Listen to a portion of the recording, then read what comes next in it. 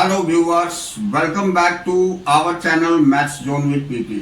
मैं संजीव कुमार आज आपको अर्थशास्त्र की चैप्टर 4 जो हमारी भारत में मानव पूंजी का निर्माण है उसके बारे में डिटेल जानकारी देता हूं और इस चैप्टर में जितने भी इम्पोर्टेंट पॉइंट्स हैं और उसके हाइलाइट्स हैं सारी चीज की डिटेल में जानकारी दूंगा जिससे कि आपका ये चैप्टर बिल्कुल आसान हो जाएगा। तो आइए स्टार्ट होते हैं आप।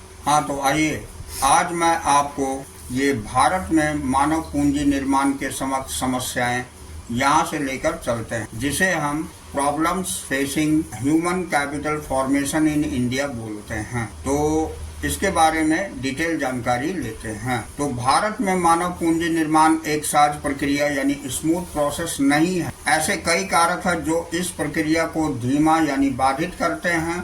इन कारकों की चर्चा आगे की गई है। तो ये देखिए, यहाँ पर हम देखेंगे भारत में मानव पूंजी निर्माण की प्रमुख समस्याएं और इनके इतने सारे कारक दिए। तो पहली कारक है इसमें बढ़ती जनसंख्या, दूसरी कारक प्रतिभा पलायन है, तीसरी कारक त्रुटिपूर्ण मानव शक्ति नियोजन है और चौथी कारक प्राथमिक क्षेत्र में काम के दौरान प्रशिक्षण की अपर्याप्तता है और पांचवी कारण हमारी निम्न शैक्षिक मानक है। तो इस तरह ये 5 कारक हमारे सामने है। अब आइए इसके बारे में डिटेल जानकारी लेते हैं। तो इसमें पहली कारक जो बढ़ती जनसंख्या है यानी राइजिंग पॉपुलेशन, इसके बारे में डिटेल जानकारी लेते हैं। तो तेज गति से बढ़ रही जनसंख्या मानव पूंजी की गुणवत्ता पर प्रतिकूल प्रभाव डालती है क्योंकि इसके फलस्वरूप मौजूदा सुविधाओं की प्रति व्यक्ति उपलब्धता घटती जा रही है। ये सुविधाएं आवास यानी हाउसिंग, सफाई का प्रबंध यानी सैनिटेशन, जल निकासी यानी ड्रेनेज और पेयजल सिस्टम यानी वाटर सिस्टम, अस्पताल यानी हॉस्पिटल, शिक्षा एजुकेशन, बिजली आपूर्ति पावर सप्लाई आदि से संबंधित है। तो इन सुविधाओं की घटती उपलब्धता के कारण जीवन की गुणवत्ता कम होती जाती है। दूसरा है परिणाम स्वरूप इसके कारण विशिष्ट कौशल तथा ज्ञान को प्राप्त करने की क्षमता में गिरावट आती है। अब हम दूसरा कारण देखेंगे प्रतिभा पलायन, जिसे हम ब्रेन ड्रेन बोलते हैं। तो देश में मानव पूंजी निर्माण की प्रक्रिया को एक गंभीर खतरा उन व्यक्तियों से है जो भारत में जन्मे तथा यहाँ से ही शिक्षा तथा प्रशिक्षण प्राप्त करने के बाद विकसित देशों को प्रस्थान कर जाते हैं। अब इसी के अंतर्गत हम ये देखेंगे जैसे कि उच्च योग्यता प्राप्त ये व्यक्ति अधिकतर वैज्ञानिक, प्रशासक, व्यवस्थापक, इंजीनियर और डॉक्टर, शिक्षा शास्त्री आदि होते हैं। और नेक्स्ट पॉइंट इसका वर्णन प्रतिभा पलायन की समस्या के रूप में किया जाता है। इसके कारण घरेलू अर्थव्यवस्था में मानव पूंजी निर्माण की प्रक्रिया धीमी पड़ जाती है। अब हम इसमें तीसरा कारण देखेंगे जो त्रुटिपूर्ण मानव शक्ति नियोजन यानी डिफिशिएंट मेन पावर प्लानिंग है। तो देश में निरंतर बढ़ रहे श्रम बल की मांग तथा पूर्ति के बीच संतुलन बनाए रखने हेतु पर्याप्त प्रयास नहीं किए गए हैं। फलस्वरूप भारत को स्नातक बेरोजगारी यानी ग्रेजुएट अनएम्प्लॉयमेंट से संबंधित एक विस्फोटक समस्या का सामना करना पड़ रहा है। अब मानव शक्ति तथा मानव कौशल के अपव्यय की यह एक दुखद आलोचना है। अब हम चौथा कारण देखेंगे जो प्राथमिक क्षेत्र में काम के दौरान प्रशिक्षण की अपर्याप्तता है, जिसे हम insufficient on the job training in primary sector बोलते हैं। तो प्राथमिक क्षेत्र विशेषकर कृषि भारतीय अर्थव्यवस्था की रीढ़ यानी बैकबोन है, किंतु दुर्भाग्यवश इसके पेशेवर कौशल यानी प्रोफेशनल स्किल क्षेत्र की ओर उतना ध्यान नहीं दिया गया जितना दिया जाना चाहिए था। 2 ध्यान देने वाली बातें निम्नलिखित है।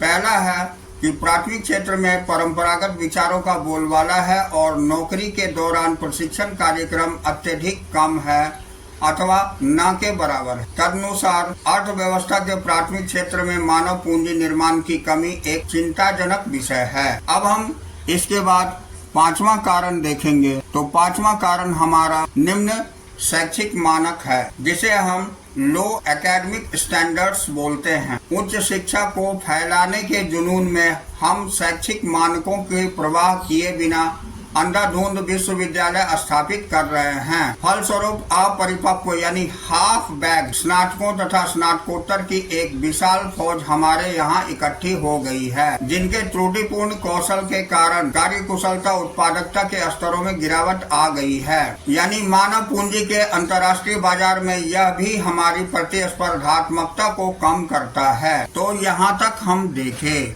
अब आगे हम मुख्य पॉइंट्स देखेंगे। तो यहाँ हमारी मुख्य पॉइंट जिसे हाइलाइट्स बोलते हैं, इसमें माप की समस्या है यानी मेजरमेंट प्रॉब्लम। तो पहला पॉइंट है, जहाँ तक भौतिक पूंजी निर्माण की बात है, इसमें होने वाले परिवर्तन को इकाइयों के रूप में मापा जा सकता है, किंतु मानव पूंजी निर्माण की स्थिति में यह माप बहुत कठिन है। दूसरा पॉइंट, क्योंकि कारकों की एक बड़ी संख्या जो मानवीय उत्पादकता को प्रभावित करता है, उसका मात्रात्मक मान नहीं हो सकता। तीसरा पॉइंट, इसके अतिरिक्त मानव पूंजी निर्माण को मापने के लिए किसी उपयुक्त पैमाने यानी सुटेबल स्केल की पहचान करना और भी कठिन है। तो ये हमारे हाइलाइट्स थे। अब इससे आगे हम मेन चैप्टर की ओर बढ़ते हैं, जिसमें हमारा अगला पॉइंट है ये शिक्षा मानव संसाधन विकास का एक आवश्यक तत्व यानी education as an essential element of human resource development है। तो आइए इसके बारे में डिटेल जानकारी लेते हैं। तो इसमें पहला पॉइंट, शिक्षा मानव संसाधन विकास का एक आवश्यक तत्व है। इसमें शिक्षा से अभिप्राय अध्यापन यानी टीचिंग, प्रशिक्षण यानी ट्रेनिंग तथा अधिगम यानी लर्निंग की ऐसी प्रक्रिया है जिसके द्वारा स्कूलों और कॉलेजों में ज्ञान को सुधारा तथा कौशल का विकास किया जाता है। अब इसी के आगे शिक्षा आर्थिक तथा सामाजिक परिवर्तन की अंतरधारा यानी अंडर करंट है। अब इससे आगे हम देखेंगे विश्व के अन्य देशों की तुलना में भारत में शिक्षा का स्तर इतना उत्साहवर्धक नहीं है।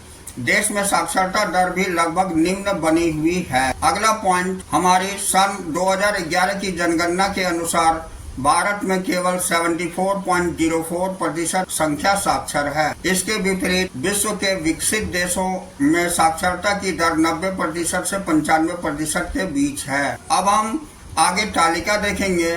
तालिका 4.1 दर्शाती है कि शिक्षा साक्षरता से कैसे भिन्न है।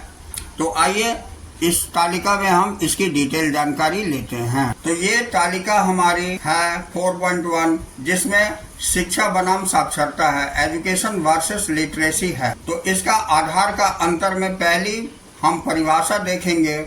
तो शिक्षा से अभिप्राय दूसरे को ज्ञान प्रदान करने या दूसरे से ज्ञान प्राप्त करने की प्रक्रिया से है, जबकि साक्षरता के अंतर्गत साक्षरता से अभिप्राय पढ़ने लिखने तथा संवाद यानी रीड राइट एंड कम्युनिकेट करने की योग्यता से है। अब हम दूसरा देखेंगे क्षेत्र यानी स्कोप। तो शिक्षा के क्षेत्र में शामिल है प्राथमिक शिक्षा, माध्यमिक शिक्षा तथा उच्चतर शिक्षा। यह शैक्षिक गतिविधियों के सभी क्षेत्रों में फैला हुआ है, जबकि साक्षरता के अंतर्गत यह संवाद करने की योग्यता के अलावा पढ़ने और लिखने के विविध तत्वों को संदर्भित करता है। अब तीसरी हम धारणा देखेंगे, जिसे नोशन बोलते हैं। तो सभी शिक्षित व्यक्ति साक्षर होते हैं, जबकि यह जरूरी नहीं कि सभी साक्षर व्यक्ति अवश्य ही शिक्षित हों। तो ये हम 3 पॉइंट इसके अंतर्गत देखें। अब हम अगला टॉपिक जो शिक्षा का महत्व तथा उसके उद्देश्य है, इसके बारे में डिटेल जानकारी लेंगे, जिसे हम importance and objective of education कहते हैं। तो देखिए, निम्नलिखित बिंदु शिक्षा के महत्व तथा उसके उद्देश्य पर प्रकाश डालते हैं। पहली पॉइंट है, शिक्षा नागरिकों को जिम्मेदार बनाती है। दूसरा है, यह विज्ञान और प्रौद्योगिकी को विकसित करता है। अब इससे आगे हम तीसरी पॉइंट देखेंगे, जो कि हमारी है, यह देश के सभी प्रदेशों के प्राकृतिक तथा मानवीय संसाधनों के उपयोग में सहायक होती है। चौथा पॉइंट है, यह लोगों के मस्तिष्क का विकास करती है। पांचवा पॉइंट है, समृद्धि तथा विकास की प्रक्रिया में लोगों की अधिक सहभागिता के द्वारा यह आर्थिक विकास में सहायक होती है। और छठा पॉइंट, यह नागरिकों के सांस्कृतिक स्तर को उच्च बनाने में सहायक होती है। सातवां पॉइंट, यह मानवीय व्यक्तित्व को विकसित करती है। हाँ, तो आइए अब हम अगला पॉइंट देखते हैं, जो शिक्षा तथा स्वास्थ्य के क्षेत्रों में सरकारी हस्तक्षेप की आवश्यकता है, यानी need for government intervention in education and health. इसमें शिक्षा तथा स्वास्थ्य के क्षेत्र में सरकारी हस्तक्षेप की आवश्यकता मुख्यतः निम्नलिखित कारणों से पड़ती है। पहला होता है भारी निवेश, यानी ह्यूज इन्वेस्टमेंट। तो शिक्षा तथा स्वास्थ्य क्षेत्रों में भारी मात्रा में निवेश की आवश्यकता होती है, जिसमें उच्चतर स्थिर लागत शामिल होती है, जो आमतौर पर छोटे व्यक्तिगत निवेशकों की योग्यता से परे होता है। अब दूसरा है उच्च बाजार कीमत, यानी हाई मार्केट प्राइस। अपनी उच्च स्थिर लागतों के कारण शिक्षा तथा स्वास्थ्य क्षेत्र तभी व्यवहार्य यानी विएबल उद्यम बन पाते हैं जब स्वास्थ्य तथा शैक्षिक सेवाओं की बाजार कीमत अधिक होती है, परंतु उच्च कीमत पर स्वास्थ्य तथा शिक्षा जैसी आवश्यक सेवाएं समाज के निर्धन वर्गों तक नहीं पहुंच पाती है, अतः सरकारी हस्तक्षेप होता है। अब हम इसी के अंतर्गत आगे की पॉइंट देखेंगे, जो हमारा तीसरा पॉइंट है, सेवाओं का मानवीकरण, यानी स्टैंडर्डाइजेशन ऑफ सर्विस। तो इन सेवाओं के व्यक्तिगत उपभोक्ता इन सेवाओं की गुणवत्ता तथा कीमत से अनभिज्ञ अनअवेयर होते हैं, तो जिस कारण निजी सेवा प्रदाता के शोषण व्यवहार को बढ़ावा मिलता है। सरकारी हस्तक्षेप यह सुनिश्चित करता है कि सेवा प्रदाता निर्धारित मानकों का पालन करे। अब हम आगे देखते हैं, अगला पॉइंट हमारा चौथा संवैधानिक अधिकार है, जो कॉन्स्टिट्यूशनल राइट कहलाता है। तो जब मूल शिक्षा तथा स्वास्थ्य संबंधी सेवाओं को नागरिकों का अधिकार माना जाता है, तब सरकार को विशेष रूप से समाज के पिछड़े वर्गों के लिए शिक्षा तथा स्वास्थ्य संबंधी सेवाओं का मुक्त प्रावधान करना चाहिए। अब हम संक्षेप में देखते हैं, यह कहा जाता है कि ये सेवाएं अधिकांश लोगों की पहुंच से बाहर रहेगी जब तक कि सरकार स्वयं प्रत्यक्ष रूप से इन्हें लोगों को प्रदान नहीं करती या इन आर्थिक सहायता यानी सब्सिडी नहीं देती। अब इससे आगे हम अगला पॉइंट देखेंगे, जो कि हमारी शिक्षा पर सरकारी व्यय है, यानी गवर्नमेंट एक्सपेंडिचर ऑन एजुकेशन। तो शिक्षा पर किए गए व्यय को दो प्रकार से मापा जा सकता है, सरकार के कुल व्यय के प्रतिशत के रूप में तथा सकल घरेलू उत्पाद यानी जीडीपी के प्रतिशत के रूप में। यही दो प्रकार से मापा जा सकता है। तो हम इसमें देखते हैं, शिक्षा आयोग जो 1964 से 66 की सिफारिश के अनुसार शिक्षा संबंधी उपलब्धियों में महत्वपूर्ण वृद्धि करने के लिए भारत सरकार को शिक्षा पर सकल घरेलू उत्पाद का 6% व्यय करना आवश्यक है। अब अगला पॉइंट हम देखेंगे, जो 1999 में भारत सरकार ने तपस मजूमदार कमेटी का गठन किया, जिसमें अनुमान लगाया गया कि 6 से 14 वर्ष के आयु वर्ग के सभी बच्चों को शिक्षा के अंतर्गत लाने के लिए सरकार को 10 वर्षों में 1998-99 से 2006-07 में 1.37 लाख करोड़ का व्यय करना चाहिए। अब हम हाइलाइट्स यानी मुख्य अंश देखेंगे। तो इसमें पहला है कि एक कानूनी या वैधानिक उपाय, ए लेजिस्लेटिव मेजर। तो इसमें हम देखते हैं 2009 में भारत सरकार ने 6 से 14 वर्ष आयु के वर्ग के बच्चों के लिए निःशुल्क तथा अनिवार्य बाल शिक्षा का अधिकार अधिनियम, जिसे शिक्षा का अधिकार अधिनियम भी कहा जाता है, को पास कर शिक्षा को मौलिक अधिकार बना दिया है। दूसरी बात, यह अधिनियम भारतीय संविधान के निर्देशक सिद्धांतों पर आधारित है, जिसमें कहा गया है कि सरकार को संविधान के प्रारंभ से 10 वर्षों के अंदर 14 वर्ष तक के सभी बच्चों के लिए निःशुल्क शिक्षा और अनिवार्य शिक्षा प्रदान करना चाहिए। अब अगला पॉइंट, इसके परिणाम स्वरूप होने वाले व्यय का प्रबंध करने के लिए सरकार ने सभी केंद्रीय करों पर 2% शिक्षा उपकर यानी एजुकेशन सेस लगाना शुरू कर दिया है। यह निर्दिष्ट किया गया है कि उपकर से प्राप्त राजस्व का उपयोग प्रारंभिक शिक्षा पर आने वाले खर्चों के लिए किया जाएगा। अब सतर्कता का एक नोट हम देखते हैं, जिसे नोट ऑफ कॉजन बोलते हैं। तो इसके अंतर्गत हम देखेंगे कि प्रारंभिक शिक्षा में उच्च निरपेक्ष व्यय तथा तृतीय शिक्षा में उच्च प्रति व्यक्ति व्यय का अर्थ यह कदापि नहीं है कि वित्तीय संसाधनों को तृतीयक शिक्षा से प्रारंभिक शिक्षा की ओर या प्राथमिक शिक्षा से तृतीयक शिक्षा की ओर स्थानांतरित किया जाए। अब दूसरा पॉइंट, जैसे जैसे भारत में स्कूली शिक्षा का प्रसार होगा वैसे वैसे शिक्षा के उच्चतर स्तरों पर शिक्षकों की आवश्यकता होगी, अतः शिक्षा के सभी स्तरों पर व्यय में वृद्धि होनी चाहिए। अब इसका हम प्रभाव देखते हैं यानी इम्पैक्ट। तो व्यय के सिफारिश स्तर की तुलना में हाल ही के वर्षों में भारत सरकार ने शिक्षा पर सकल घरेलू उत्पाद का 4% से अधिक ऊपर व्यय किया है, जो कि देश की शिक्षा संबंधी आकांक्षाओं को प्राप्त करने में असफल साबित हुआ है। आंकड़े देखेंगे डाटा तो तालिका 4.2 में 1952 से 2014 तक की अवधि के दौरान सरकारी व्यय में समग्र वृद्धि दर्शाई गई है। यह पर्याप्त प्रतीत होता है, परंतु निश्चित रूप से यह पर्याप्त नहीं है।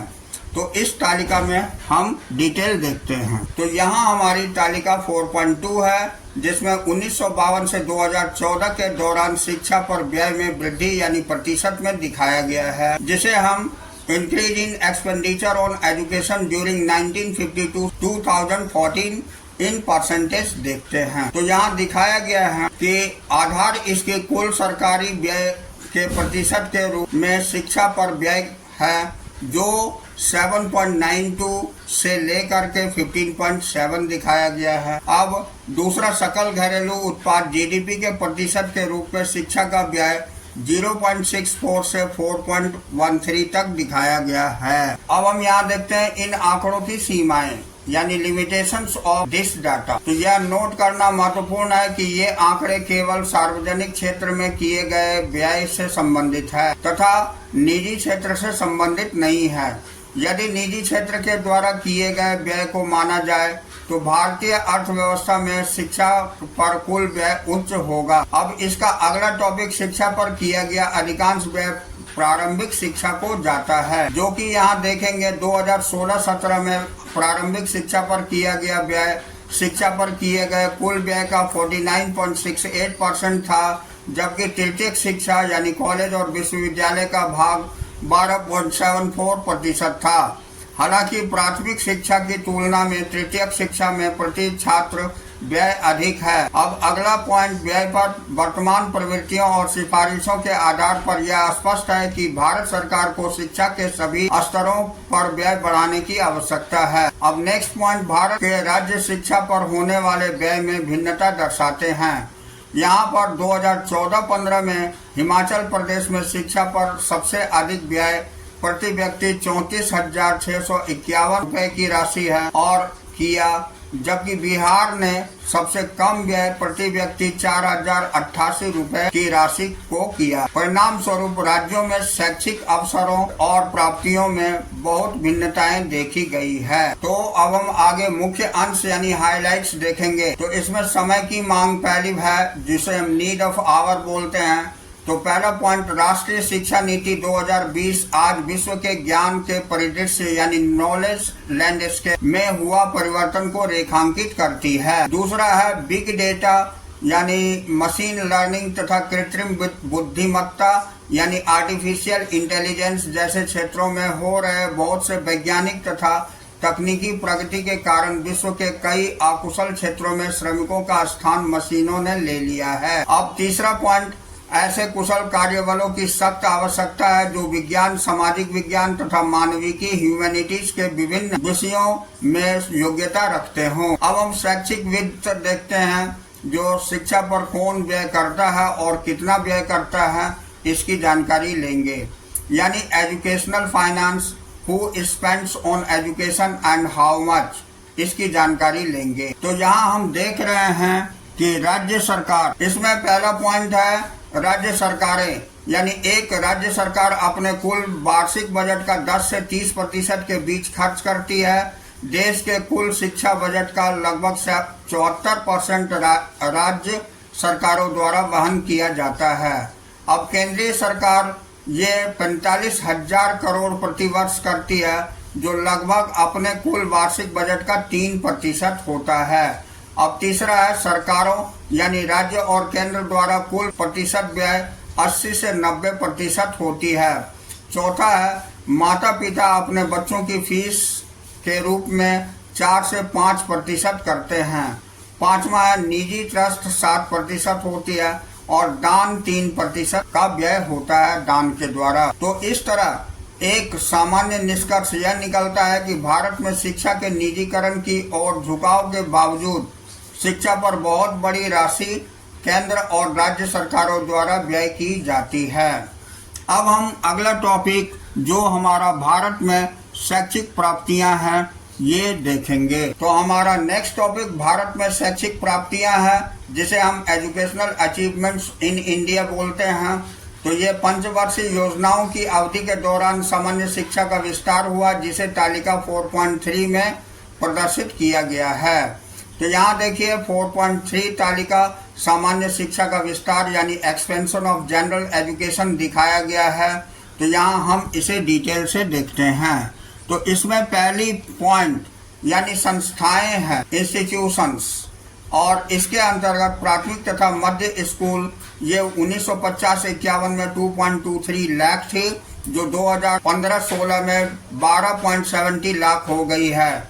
दूसरी पॉइंट माध्यमिक स्कूल तथा वरिष्ठ उच्चतर माध्यमिक स्कूल है जिसमें ये 7.4 हजार थी 1950 से 51 में, और ये बढ़कर 2.52 लाख हो गई है यानी 2015-16 में। अब हम तीसरी पॉइंट देखेंगे कॉलेज जो 2017-18 के अंतर्गत कॉलेज केवल 578 थी 1950 और 51 में, जबकि ये बढ़कर 15-16 में 39,071 हो चुकी है। अब विश्वविद्यालय देखेंगे यानी सम विश्वविद्यालय सहित ये केवल 27 थी 50-51 में, और ये 2015-16 में 799 हो चुकी है। अब हम दूसरी पॉइंट जो विद्यार्थियों की संख्या देखेंगे। तो विद्यार्थियों की संख्या के अंतर्गत हम प्राथमिक और मध्य स्कूल में विद्यार्थी 2050-51 में 19.15 लाख थी जो 2015-16 में 17 करोड़ हो गई। दूसरा है उच्च और उच्चतर माध्यमिक स्कूल जो 15 लाख थी 50-51 में, ये 15-16 में 3.2 करोड़ हो गई। तीसरा है विश्वविद्यालय 2017-18 में ये 3.6 लाख 50-51 में थी, जबकि ये 2015-16 में 346 लाख हो चुकी है। तो इस आंकड़े से हमें शिक्षा में जो बढ़ोतरी हुई है उसकी डिटेल जानकारी मिलती है। अब हम इसका अवलोकन देखेंगे जिसे हम ऑब्जर्वेशन बोलते हैं। तो पहला पॉइंट है इसमें शिक्षा के क्षेत्र में भरपूर प्रगति हुई है। दूसरा है योजनाओं के दौरान प्रारंभिक शिक्षा प्रदान करने वाली शैक्षणिक संस्थाओं की संख्या में लगभग 5 गुना तथा विद्यार्थियों की संख्या में लगभग 10 गुना वृद्धि हुई है। तीसरा है सन 1951 में कुल जनसंख्या की मुश्किल से 18.33% भाग साक्षर था। सन 2011 में साक्षर लोगों का प्रतिशत बढ़कर के 74.04% हो गया। अब हम इसकी हाइलाइट्स देखेंगे। तो हाइलाइट्स के अंतर्गत यहाँ पर भारत एक उभरती हुई ज्ञान आधारित अर्थव्यवस्था हो चुकी है जिसे हम India and emerging knowledge economy बोलते हैं। तो इसमें पहला पॉइंट ज्ञान आधारित अर्थव्यवस्था ऐसी अर्थव्यवस्था होती है जहाँ विकास उत्पादन के साधनों से अधिक मात्रा और गुणवत्ता तथा पहुंच से संचालित होता है। दूसरा है भारत में आईटी यानी सूचना प्रौद्योगिकी क्षेत्र का विस्तार भारत के ज्ञान आधारित अर्थव्यवस्था के रूप में उभरने का एक महत्वपूर्ण संकेत है। तीसरा पॉइंट है इंटरनेट का प्रयोग तथा विनिमय का डिजिटलीकरण देश के ग्रामीण क्षेत्रों में भी तीव्र हो रहा है। अब हम इससे आगे तालिका 4.4 में डिटेल से साक्षरता दरों यानी वयस्क तथा युवा तथा प्राथमिक शिक्षा के संपूर्ति दर को दर्शाती है, इसे देखेंगे। तो तालिका 4.4 भारत में शैक्षणिक उपलब्धियां दिखाया गया है, एजुकेशनल अटेनमेंट इन इंडिया। तो इसमें हम टॉपिक्स देखते हैं इधर, और इस तरफ 1990, 2000 और 2011 और 17-18 के बीच में क्या क्या बढ़ोतरी हुई है इसकी जानकारी, तुलनात्मक जानकारी लेंगे। तो यहाँ देखिए वयस्क साक्षरता दर जिसको हम एडल्ट लिटरेसी रेट बोलते हैं यानी 15 वर्ष से अधिक लोगों का प्रतिशत हम देखेंगे। पुरुष की जो 1990 में 61.9% थी ये, और 2000 में ये 68.4% हुए, और 11 में 79, और 2017-18 में 82%। अब महिलाएं की साक्षरता दर जो 90 में 37.9% थी, 2000 में ये 45.4% हो गई, और ये बढ़कर के 2011 में 59% और 17-18 में 66% हो गई। अब हम प्राथमिक संपूर्ति दर यानी प्राइमरी कंप्लीशन रेट देखेंगे, यानी संबद्ध आयु वर्ग का प्रतिशत। इसमें पुरुषों की प्रतिशत देखेंगे 78%, 90 में थी, 2000 में 85 हो गई, और 2011 में 92 हुआ, और 2017-18 में 93 हो गई। अब महिलाओं की देखेंगे तो महिलाएं 61% 1990 में थी, जो 2000 में 69% हो गई, और ये 2011 में 94%, और 17-18 में 96% हो गई। अब हम यहाँ युवा साक्षरता दर यानी यूथ लिटरेसी रेट देखेंगे, जो 15 से 24 वर्ष की जनसंख्या का प्रतिशत दिखाता है। तो ये पुरुष उस समय 76.6% 90 में थी, 2000 में 79.7% हुई, और 11 में 90%, और 17-18 में 93% हो गई। महिलाओं की जो दर थी वो 54.2% 90 में थी, और 2000 में 64.8% हुई, जबकि 2011 में 82%, और ये 2017-18 में 90% हो गई। तो इस तरह इस तालिका से हमने ये भी देखा कि एजुकेशन के क्षेत्र में भी हमारी बहुत अधिक उपलब्धि प्राप्त की है। तो देखिए, अब हम इसके मुख्य अंश यानी हाइलाइट्स देखेंगे। तो इसमें इम्पोर्टेंस यानी महत्वपूर्ण हम देखते हैं। मानव पूंजी निर्माण में शिक्षा के महत्व को ध्यान में रखते हुए भारत सरकार ने शिक्षा क्षेत्र को नियमित करने हेतु कई संगठनों की स्थापना की है, जिसमें निम्नलिखित महत्वपूर्ण है। पहला है राष्ट्रीय शैक्षिक अनुसंधान एवं प्रशिक्षण परिषद, जिसको हम NCERT बोलते हैं। इसका कार्य उच्चतर माध्यमिक स्तर की पाठ्य पुस्तकों की सामग्री की रचना करना है। दूसरा है विश्वविद्यालय अनुदान आयोग, जिसको हम UGC बोलते हैं। इसका प्राथमिक कार्य विश्वविद्यालय शिक्षा का वित्त प्रबंध यानी फंडिंग करना है। इसके अतिरिक्त यह उच्चतर शिक्षा संबंधी नियमों और अधिनियमों को देश में लागू करता है। तीसरा है अखिल भारतीय तकनीकी शिक्षा परिषद, जिसको AICTE बोलते हैं। इसका कार्य देश में तकनीकी इंजीनियरिंग शिक्षा संबंधी नियमों तथा अधिनियमों को लागू करना है। अब चौथा है भारतीय चिकित्सा अनुसंधान परिषद, जिसको ICMR बोला जाता है। इसका कार्य स्वास्थ्य के क्षेत्र में शिक्षा तथा अनुसंधान संबंधी नियमों तथा अधिनियमों को लागू करना है। तो इस तरह हम इसके अंतर्गत मुख्य जो हमारा प्रशिक्षण केंद्र था और जिससे कि मानव पूंजी की निर्माण होती है, इसके बारे में हम डिटेल जानकारी प्राप्त किए। अब अगला पॉइंट हमारा जो है, ये शिक्षा अभी भी एक विलंबी चुनौती है। कहने का मतलब हो गया education still a lingering challenge. तो इसके बारे में डिटेल जानकारी प्राप्त करेंगे। तो पहली पॉइंट इसमें देखते हैं, समय के साथ साथ शिक्षा पर ध्यान निरंतर बढ़ रहा है।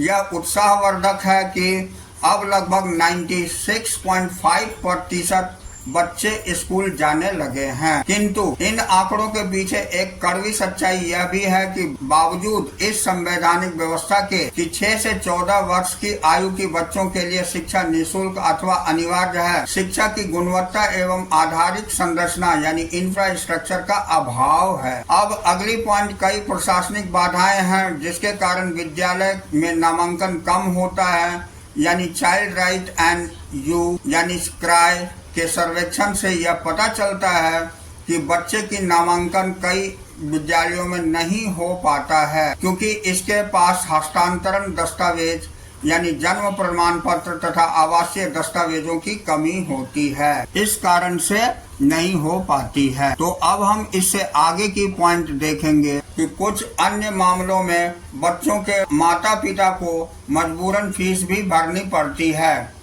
यह देश की शिक्षा प्रणाली में एक गंभीर बाधा है। अब इसके अतिरिक्त निम्नलिखित तथ्य इस और संकेत करते हैं कि भारत में शिक्षा अभी भी एक विलंबी चुनौती बनी हुई है।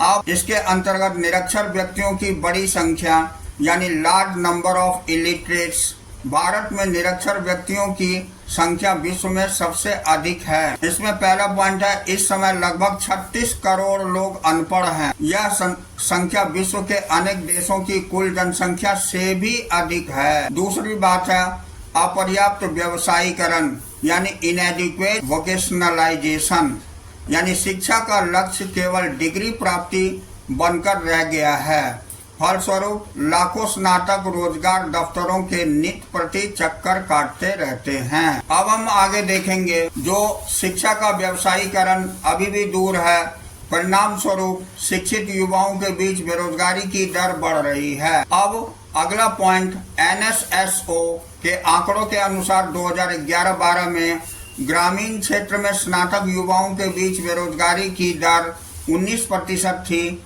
जबकि शहरी क्षेत्रों में यह दर 16% थी। महिला स्नातकों की स्थिति अधिक विकट है, लगभग 30% महिला स्नातक बेरोजगार है। अब अगला पॉइंट लिंग भेद देखेंगे, जिसे हम जेंडर बायस बोलते हैं। तो बालक तथा बालिकाओं को शिक्षा के अवसर देने में भारी लिंग भेद पाया जाता है। इसमें बालिकाओं का न तो केवल नामांकन अनुपात सापेक्षिक निम्न है, बल्कि शिक्षा की अधूरी छोड़ देने का अनुपात भी बहुत ऊंचा है। अतः भारत में शिक्षा प्रणाली के प्रति लोगों के दृष्टिकोण में परिवर्तन बहुत महत्वपूर्ण है। दूसरी पॉइंट, महिलाओं की आर्थिक स्वतंत्रता और सामाजिक प्रतिष्ठा में सुधार लाने के लिए उनके बीच शिक्षा को प्रोत्साहित करना महत्वपूर्ण है। अब इससे आगे की पॉइंट हम देखेंगे जो कि हमारी अगला पॉइंट है हमारी ग्रामीण पहुंच का निम्न स्तर, तो जिसको हम लो रूरल एक्सेस लेवल बोलते हैं। तो शहरी तथा ग्रामीण जनसंख्या की शिक्षा संबंधी पहुंच में बहुत असमानता पाई जाती है। शहरी जनसंख्या की तुलना में ग्रामीण जनसंख्या की पहुंच का स्तर बहुत ही कम है। अगला पॉइंट हमारी निजीकरण है, जिसे हम प्राइवेटाइजेशन बोलते हैं। तो शिक्षा के निजीकरण की प्रवृत्ति निरंतर जोर पकड़ रही है। बहुत खर्चीली होने के कारण निजी शिक्षा पद्धति ने धनी और निर्धन व्यक्तियों के बीच शिक्षा की प्राप्ति की खाई को और भी अधिक चौड़ा कर दिया है। समाज के निर्धन वर्गों के लिए शिक्षा अवसरों का बहुत अधिक अभाव है। अब अगला पॉइंट शिक्षा पर कम सरकारी खर्च है, जिसे हम लो गवर्नमेंट एक्सपेंडिचर ऑन एजुकेशन कहते हैं। तो सरकार शिक्षा पर सकल घरेलू उत्पाद यानी GDP का लगभग 6% खर्च करने की अपनी प्रतिबद्धता को पूरा करने में विफल रही है। तो सरकार द्वारा शिक्षा पर किए जाने वाला खर्च वास्तव में सकल घरेलू उत्पाद का केवल 4 से 5% के बीच में है। यह संकेत है उस अंतर का जो खर्च करने के इरादे तथा वास्तविक खर्च के बीच पाया जाता है। तो उपरोक्त तथ्यों से यह स्पष्ट निष्कर्ष निकलता है कि भारत में शिक्षा आम जनता तक पहुंच नहीं पाई और यह निरक्षरता के दुष्चक्र, निरक्षरता निर्धनता की और निर्धनता निरक्षरता की जननी है को तोड़ने में विफल रही है। अब हम इससे आगे हाइलाइट्स देखेंगे। तो आइए हाइलाइट्स की जानकारी लेते हैं। तो ये हमारी मुख्य अंश हाइलाइट्स हैं। तो इसमें हम बहुविषयक अधिगम देखेंगे, जिसे मल्टी डिसिप्लिनरी लर्निंग बोलते हैं। तो इससे अभिप्राय अधिगम या सीखने के उस तरीके से है जिसमें मौजूदा मुद्दों को संबोधित करने और किसी विषय या अवधारणा को चित्रित करने के लिए सीखने के विभिन्न दृष्टिकोण तथा विभिन्न विषयों पर ध्यान केंद्रित करना शामिल है। अब हम इसकी आवश्यकता देखेंगे। तो यह जलवायु परिवर्तन तथा संसाधनों की कमी के चलते प्राकृतिक संसाधन के प्रबंधन की सुविधा प्रदान करता है। इसके अलावा दुनिया भर में महामारी और महामारियों से उभरने के चलते सहयोगी अनुसंधान को आगे बढ़ाना समय की मांग है। अब अगला पॉइंट आगे की मार्ग हम देखेंगे, जिसे हमारे देश में वैज्ञानिक तथा तकनीकी मानव शक्ति का एक बड़ा भंडार मौजूद है। हमें बस इतना करना है कि बहुविषयक तरीके से उसके कौशल को और अधिक बढ़ाया या तीव्र किया जाए। तो ये थी इस चैप्टर की कंप्लीट जानकारी। तो अब हम लोग अगले चैप्टर में फिर मिलेंगे। तो that's all for today. We will meet again on the next class.